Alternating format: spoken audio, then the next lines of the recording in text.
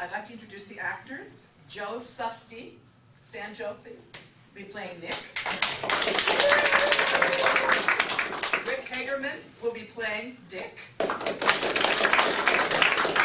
And Merle Ming will be playing Charlie. The Feminist's three-man play by Wolfgang Nebmaier, a serious comedy in 2 acts from the fictional world of women holding their boundaries. Act 1, Scene 1, the chess game. The stage is clutter-free, except for a card table-sized table in the middle, with 1 chair stage left and 1 stage right. A narrow console serving as a bar, and a 3rd chair up stage left. A large piece chess game in its beginning stages is set up on the table. A lamp is hanging above the table, allowing for a gambling-type conspiratory light. Also some large mugs and maybe a loud ticking chess timer, and a large remote control. From the background, some Peter, Paul, and Mary-like music is playing. Nick and Dick are sitting opposite each other at the table. Nick has his elbows on the table, resting his chin in both hands. Dick is leaning back in his chair, obviously satisfied. I can't think with this effing music. It's like musical warfare. If you call that music. What an ignoramus you are. That's Peter Yarrow. Peter who? Peter Yarrow of Peter, Paul, and Mary. Yeah, dead people. Of course. You only like music by dead people. Ignoramus again. He's not dead. Make a move, man. You're just trying to forget we're getting old. Nick grabs the remote and turns off the radio. Both resume poring over the game. Okay, try this. It is quiet for a couple of moves, Dick's being the last in the sequence. Child molester. What? Are you out of your... Yarrow. Yarrow, the name. There was something about that name. What about that name? Didn't he mess around with a teenager? Oh, Jesus. That was almost half a century ago. And he did time for that, if I remember right. Stop distracting, man. You just don't know what to do. Make a move, will ya? The door opens without a knock. Charlie enters, apparently without Dick or Nick noticing. Nick and Dick at it again. Shut up, asshole. Better an asshole than a dick. Fuck off. At the same time, Nick is making a rather large sweeping move, resulting in a capture which he obviously enjoys, judging from the way he seizes the piece and takes it to his side of the board and leans back with a sense of accomplishment. Charlie grabs the 3rd chair, pulls it up to the table with the back first, and sits down on it facing the game. Also, my friends, when you think about it, defecation is far more important than fornication. You can survive lifelong without one, but only a few days without the other. So there. So much about being an asshole, and besides, in my own guest house, I can be anything I please. Wow, speaking of deep shit. Charlie tries to get up elegantly from his backward seat on the chair, but in the process tips over the entire folding chair, which collapses. You drunk, smartass? No, I'm still practicing. You can ask Nick for advice. He knows all about that shit. There you go again with this fecal obsession. But thanks for reminding me. Charlie goes to pour himself a drink at the sideboard. I'd focus on my game if I were you, because you're about to lose your lady. Which may be the only one worth holding on to. Also known as sour grapes. Grapes suck, unless they come in a bottle. Smart ass, but at least I kicked it. Charlie comes back to the table, puts his drink down on it, and picks up his chair from the floor. Takes the same position, only even a bit closer, nearly hovering over the table. Dick picks up and sniffs on Charlie's drink. Too strong for you, buddy. Just like the grapes. By which he means women. Nick proceeds to point at the board to remind Dick that there is a situation. Get off my back. What's going on? Are we playing chess, or are we sparring about a dead woman? I forgot this is a kind of an anniversary party.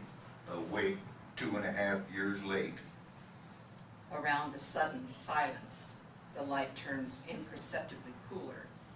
Each of the men goes into his own space of, let's call it discomfort, maybe even pain. With a sigh of relief at having found his way out of the freeze, Dick makes a move on the board, looks pleased, or at least tries to. Both Nick and Charlie acknowledge the move, but Yeah, I didn't see that. Neither did I. My specialty, the invisible move. Fashioned after the invisible Dick. both Nick and Dick get up and go over to the bar for refill. Nick pumps some coffee, Dick steps on to pour something from a liquor bottle, then changes his mind and takes water. I made that choice a long time ago. I can highly recommend it. You're ready when you're ready. Just too bad when life and women pass you by. I see your next move, Nick. He'll let you know when he needs help from Big Daddy. Just trying to help. I said it before, What? fuck off. Speaking of, let me ask you guys, are we friends or are we a half-intoxicated fight club? The two of you at least. We've known each other now, how many years now? Ever since Charlotte? 2.5 years, you moron. I just said it. Charlie pushes himself away from the table again and gets up, really affected and without a plan. He steps away, that way, this way, and that way, and finally turns the chair around and sits down again, at a much greater distance to the table. The ambient light becomes a little dim. I'm sorry, Chuck, that wasn't, I know you were right there. No need to call me Chuck. My name is Charlie, even if Charlotte was also... What a weird bond we have. What? Should change his name from Dick to Denzel, because he's so dense. Don't you see? Isn't that racist? Do I ever like yesterday? Not everybody just rebounds into the next set of arms and And making the same mistakes again, blah, blah, blah. Gotta tell you, there are many more fatal mistakes a guy can make than just the usual, philandering. She told me all about that. And I could name you some mistakes I wish I had made. Check this out. What do you think you are doing? What? Why are we even hanging out with this? Don't say it. Don't prove your fecal obsession. Because it's my place, that's why. My guest house, where we had to wait. Remember, and I doubt you'd have bothered to find a place that involved work on either your part. By the way, it might be the last time, because I found a renter. A renter? Ha! More like found a new captive. You both know you didn't hack it with her. All your stuff, the white convertible, the luxury cruises, the house on the hill. She knew none of it was paid for. All pathetic grandstanding. I had no house on the hill. And my Cadillac was paid for. In fact, I still have it, right there in my garage. And how do you know she wouldn't have left you too sooner or later? Why? Really, why? All we have in common is what none of us has anymore. You are truly the most worthless piece of trash on this fucking planet. Wow. Wow, what? Fucking her planet. She ditched you because you turned out to be a juvenile moron who ran as soon as she asked you to grow up. Life with Charlotte wasn't a chess game. You could win with the right moves. Charlie slaps a few pieces back and forth on the board. Probably planned it. Pounds the table. Charlie pounds the table, only once, aware of the possible effect on the game. Sorge, guys, is there any hope we can really feel we are maybe more like we should be sort of brothers? No need for brothers. Got some already. Don't add to the misery. You think this is why we fight so bad? Only works if we get it straight. 2+ years of beating around the bush is enough. Oh, whose bush are you talking about? Will you ever? Probably not. Didn't then and won't today. As I said, easy for you because she couldn't run away from you. Damn, Dick. Keep your fucking low blows for yourself. You really want to disqualify yourself from any chance to grow up? Well, I sound like a shrink, except you don't pay me nothing. Dick is right. She couldn't run from me at the end, but I also know she didn't want to.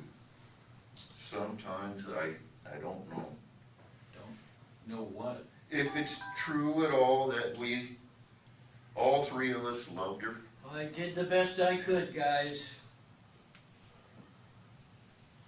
Then the only justification for hanging out together is we should ask ourselves, is there a point to this? No, a kind of legacy? If we owe her something? Is that what you mean? Maybe like move on, change of venue from memory to a real person. Want to get rid of us? Or you, maybe. But I think I know what Charlie means. See, as a drunk, former drunk, you're always stuck with what you haven't done, the career you didn't make, the husband or father that you weren't, all that. So you live with that. Bozos like this one, who never take an inventory, just keep on running. So is that what you mean? Unmissing missed opportunities. Maybe you can call it that. What a shame it wasn't me, that I didn't think of these words of wisdom. And what would that be, if I may ask? Not one of your bargain cruises where you're chasing other women as soon as the boat left the pier. Well, first, I didn't miss it, and secondly, it was no bargain cruise. It was a crystal serenity and cost me... How stupid, messing around on a cruise where you can't even drive out of sight into the countryside. Like lying with a used condom in his pocket and saying somebody else put it there. Grow the fuck up, Dick. Charlie takes charge, points at the chairs, and while Nick and Dick obediently sit down, Charlie refreshes his drink, brings Nick and Dick each a glass of water, points at his drink. You don't need this shit. As you know, candy is dandy, but liquor is quicker. To get you out of home and hearth. I don't need a need to drink. I just need a glass. Liquor out of a bottle isn't cool. I'm serious, guys. For whatever reason, this woman of mine, and previously yours, has brought us together back when and now. For 2.5 years, like an effing ghost. And we like 3 haunted lives. Haunted by whom? Better ask, haunted by what? And I can tell you that what you can't shake is what you didn't have. What you missed out on, that's one thing you can't fix. There was a life you could have had. You mean wife? Oh, I had her. Shut up. But you ran, you just ran anywhere, and you started a relationship with the bottle. Her name was Stolichnaya. She was sweet, made no demands, at least not on the label. But she carried a knife, too. Listen, I didn't volunteer for this. What if I don't want to go to a life improvement workshop run by a ghost, or her last hubby? Maybe I ran for a reason, and you were just too drunk or too wimpy to notice. As I said, sour grapes. Or did she have some hidden reptile soul only revealed to you? How come I always expect myself to be the loser? And now what I see is that maybe I wasn't that much of a loser. Loser, boozer, bruiser. Oh, it's almost like I find myself thinking so often when I wake up in the middle of the night. Bad habit, easy fix, booze. What I mean is, I wake up and I'm talking to her about what would have been if I'd gotten clean earlier. If I had not just zonked out and let her walk away because I didn't want to deal with what happened in here when she looked at me. I had a different problem. We all know you didn't want to deal with what was happening in there. When she looked away, you fucking coward, you just couldn't let her take you seriously. Dick turns to the newly set chess king for a distraction, along with other diffusing motions, but Charlie is not going to stop. What you will forever owe her is you. Dick gets up and escapes to the bar, nearly toppling the chair.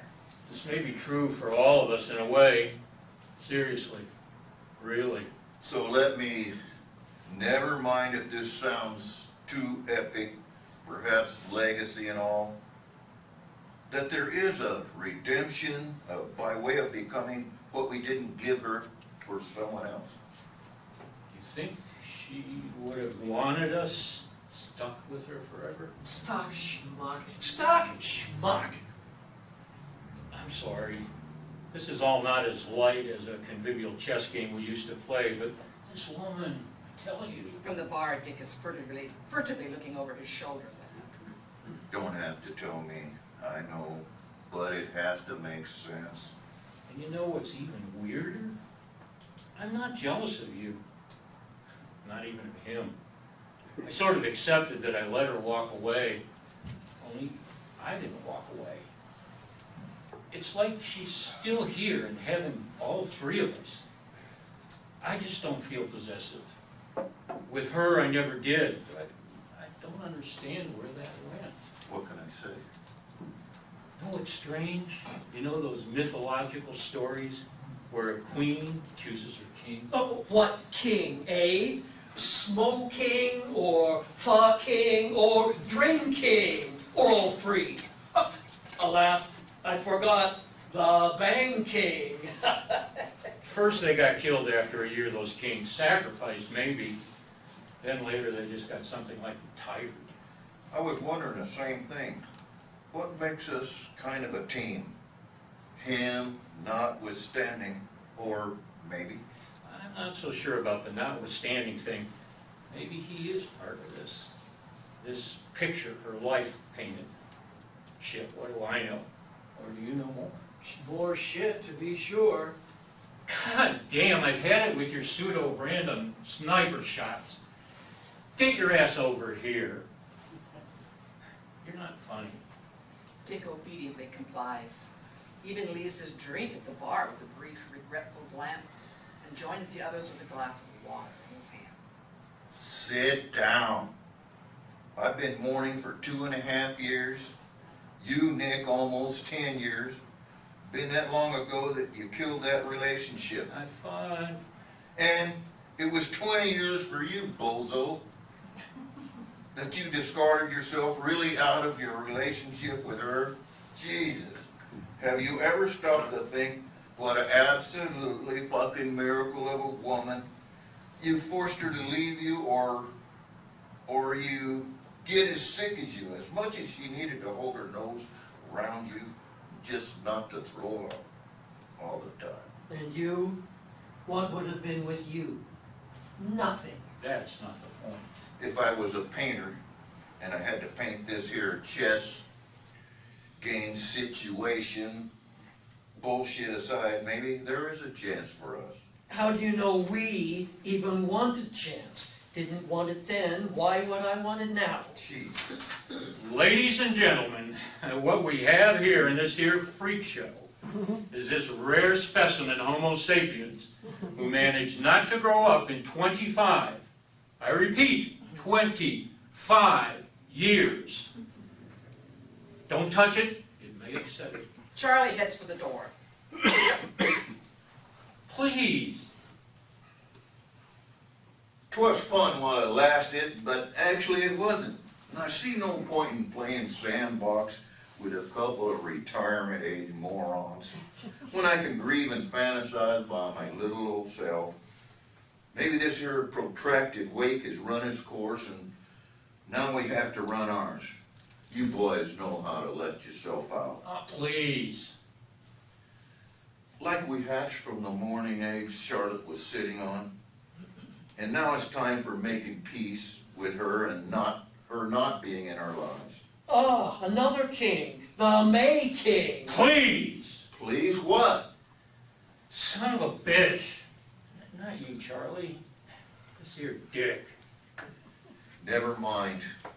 Let him walk into whatever hell of eternal infantility he wants. I am retooling, and I know she'd want me to. There's one thing I know, is that Charlotte was a generous, loving, and even wise person. And we, perhaps all three of us, need to step into some kind of inheritance of her. Like it or not. Oh, yes, please, be our savior. Give meaning to our lowly lives, chosen one, chosen by the woman. If aggravated assault weren't a first-degree felony, Maybe that imbecile has a point. Charlie grabs the chair again and once more sits down, facing downstage with the backrest towards the table. Maybe she would have ditched me too, if she had a chance. I guess we'll never know. it's up to us now, isn't it? Right? That rental comes right when she apparently kicks us out from that forever and a day wait. Every 2 weeks in my back house playing chess. Like stranded on an island. With pretty hula girls? Actually, I like the island, Nick. An island by the name of St. Charles. We should call you Low Below Dick. Let's not honor that with a play on words, okay? Dick is slowly fading off, his head on his underarm on the table. We're looking at the table with a recently messed up chess game. Nick on stage left side of the table, Charlie stage right of it, Dick upstage dozing with occasional grunted commentary. Nick and Charlie set up the board again. Then turn the board so that Charlie gets the black pieces and start focusing. It's odd. What? What I see here, What do you see here? no, it's not that way. It's more like what I feel that's here. I see the board and through the pieces, and it's like what happens here is totally like, who gives a shit? Which of course is obviously obvious, but it goes beyond that. It's not just the world out there, the cars, the roads, the houses and all that. It's like beyond that, there is a world, like the island that Bozo talked about. You know, that bozo was me, I think. Dick was the one with the horrible fantasy. Of course he was. Dick's fantasies. What a cheap shot, but it never fails. Makes all women run except for, of course, the super manipulative gold diggers. Meanwhile, neither Nick nor Charlie have taken their focus off the board. Okay, You can't do that. why? Only can do 2 squares with these foot soldiers, and only when they start up. Sorry, of course, I didn't know where I was. You want to think it over. No, of course not. Once it's drawn, it's drawn. Not a day Not a day what? passes. Oh, that. Fade. Act 1, Scene 2. Visiting hour. Hospital visiting hour at 3 different times in the past. Charlotte is the patient. Each of the 3 men is visiting at the time they were married to her. There are 4 old-fashioned privacy dividers spaced about 5 feet apart. The dividers are creating 3 cubicles with a chair off-center in each. The stage left one of these cubicles has an IV stand with a bottle and a line going off past the divider. Charlie is sitting on the chair in that cubicle. Nick is in the middle, drinks beer out of a hospital mug. Dick is in the far right stage cubicle and has a couple of GQ or similar mags with him. The light emphasizes only the actor who is speaking and dims for the other 2. Charlie gets up from his chair and checks the IV, then comes back to sitting. Looks okay to me. Not that I can tell the dosage or what's in it, but it drips okay, and should make you feel okay too. It's hard to stay in this present moment, as they say, and it's insane, especially now, when I'm home and you're not there, and I don't know what to think, or if I should even think at all, but then you're also everywhere, and thinking is my only, everything becomes so crazy. If we'd have only met 20, maybe 30 years ago, maybe we'd have fought more, or maybe less. Charlie gets up again to check the IV. There's no need for that, but it occupies him for a few of these eternal moments. You might have grandchildren right now visiting you today, by the way.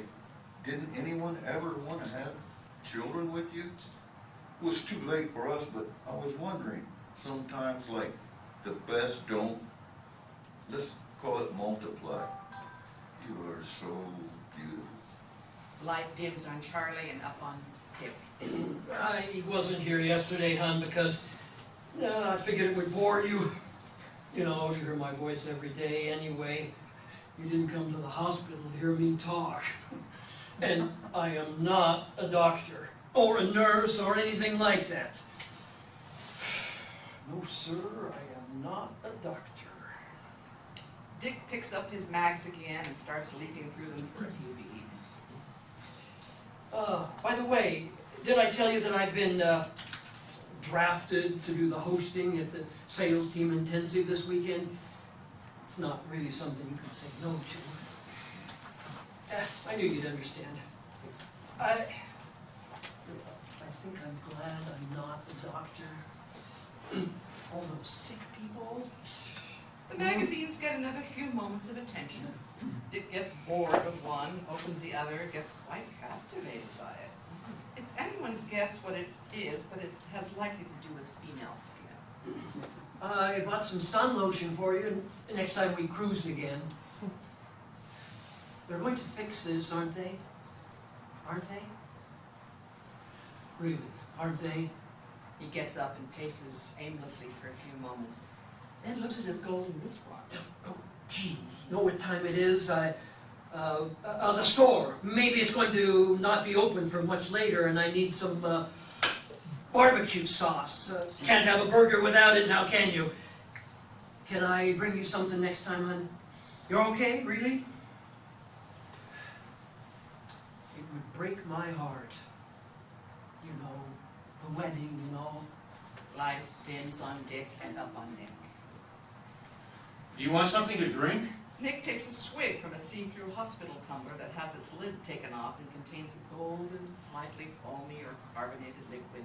Wipes his lips. No problem, I could ask the nurse. When my mother died, my dad... But you're not dying, sorry. Or are you? We're all dying every minute.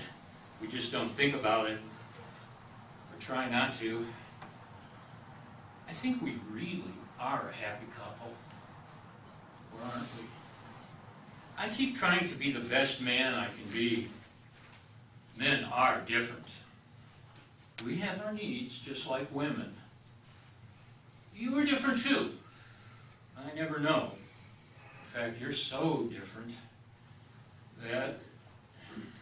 Do you know how different you are? It makes me proud sometimes when people look at you, how they look at you, like you're some sort of, movie star. But then I don't know, should I feel important too? Or do people think I'm the chauffeur? There is such a difference, it drives a man mad. See, you are always you, and I am always trying to be something. Even my PhD turned out not so much more than trying to be someone, but nobody cared about prevention of polymer photodegradation at the time. I know you love me for whatever I am, but I want to know what that is, too. Like, be sure of myself as you are, of me. For whatever reasons, I don't think you ever have doubts. Or did you? I have too much doubt. Always keeps me off my game, as they say. I want to be the guy you can depend on, like a rock. But something always, and then I think I'm a failure. Or I think you think I am. And then, Light slightly dims on Nick and up on Dick, whose outfit may have changed sufficiently to be different from before. Oh, I guess that's what I mean. Love takes commitment, is what they say. That's an interesting concept, really. Has depth to it. But, beats me. Somehow, how can I commit to something that doesn't attract me or work for me? See, let's take a car. Sure, I'm committed to my Cadillac. I do my oil changes, put in my antifreeze, have it polished and fixed too, as long as it makes sense. That's a kind of commitment, isn't it? But when it's going to be more to fix it than to get a new one, you know. Light slightly emphasizes Nick. consistency. They told me, consistency. Maybe I'm trying too hard. Gotta give myself a break every now and then. I can't be like perfect all the time, like you. And then you're so human, and that's perfect too. And every time you come out of one of these episodes, you're more perfect, more like some saint. Me, I don't have a heroic disease story to elevate me above everyone else. Light now includes Charlie, while slightly dimming for Nick. People always think you can fix what happened, maybe like, as if like life is like paint, like someone once told me. Like, you can always paint over it, maybe sand a little bit before you do. And what happens when someone's gonna die? You're done painting, it is what it is. I got to live with the paint job I did, and I hope you didn't hear that, baby. That IV did you good and you're resting. Fucking with the IV is all I can do nowadays. Damn. What's strange is I'm not afraid, and there's nothing to be afraid of anymore. Light up on Nick, while slightly dimming for Charlie. Sometimes I wish there was a war or something so we just had to do what we have to do, or what someone else tells us to do.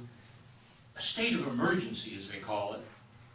And everything you do is seen as under the circumstances, and you look good. But then, when the treatment is over and she comes home again, no more circumstances. Shit smells like shit again, and you have to scale down from booze to beer. Women have it much easier. Light up on Dick, while slightly dimming for Charlie. I'm always wrong and she is always right. He goes back to his mags for a few moments, then shakes his head in disbelief.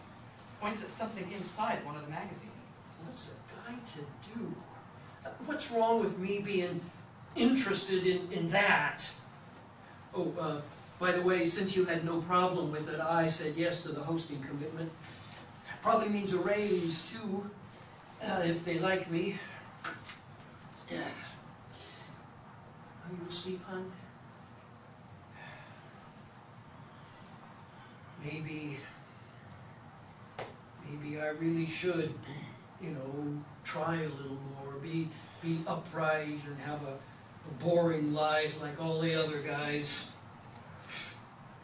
I'm not saying she is boring, fool, but what's a guy to do? Light up on Charlie, slightly dimming for Nick. Something happened to me, baby. You know how it is when you lost something that you don't even miss and you thought you can't live without it. You're so much bigger than that. You know what I'm saying? Maybe not. Maybe I'm not either. It's so fucked to say it this way. I can't imagine living without you. but I don't get a choice, you see.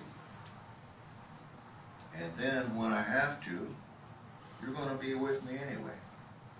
You already like the universe I live in. Maybe all women are like that. I don't know. Don't accuse me of philosophizing. But we come into this world with a woman as the universe we live in. We're not made in a factory, and we don't come more or less as a bargain, depending on where we were made. But sounds weird. Maybe you're already making this universe bigger. I can't complain. Lights up on Nick while slightly doing good, Charlie. Maybe I never understood you. Maybe you didn't understand me either. Like two ships, you know, whatchamacallit, two universal joints that didn't join. You know what I mean? I mean, universes. Yours is billions and billions of light years away, or maybe it's mine. Seems like it right now, anyway. Deep space. Is it me or is it Memorex?